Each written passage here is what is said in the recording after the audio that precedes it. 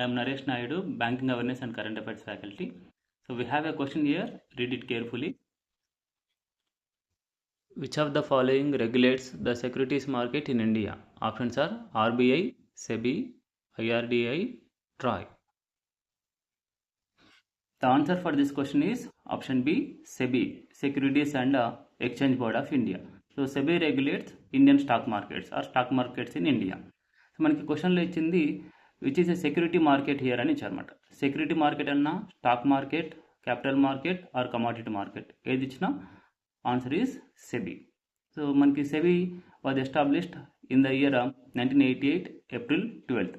SEBI head quarters is in Mumbai. Present SEBI chairman is తుహిన్-కాంత్ Pandey.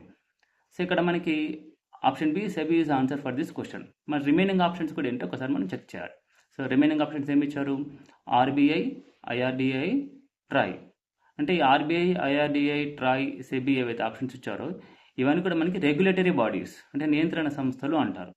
నియంత్రణ సంస్థలు అంటే ఏంటి? ఆర్బీఐ మన ఇండియాలో ఉన్న అన్ని బ్యాంక్స్ని కంట్రోల్ చేస్తుంది.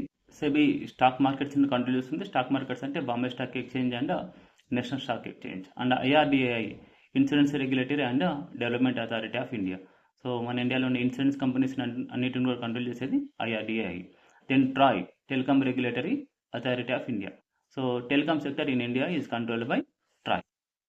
ఏ ఆర్గనైజేషన్ కన్నా సరే మనం బేసిక్ డీటెయిల్స్ తెలుసుకోవాలి, like abbreviation, establishment date, head quarters and head, like this.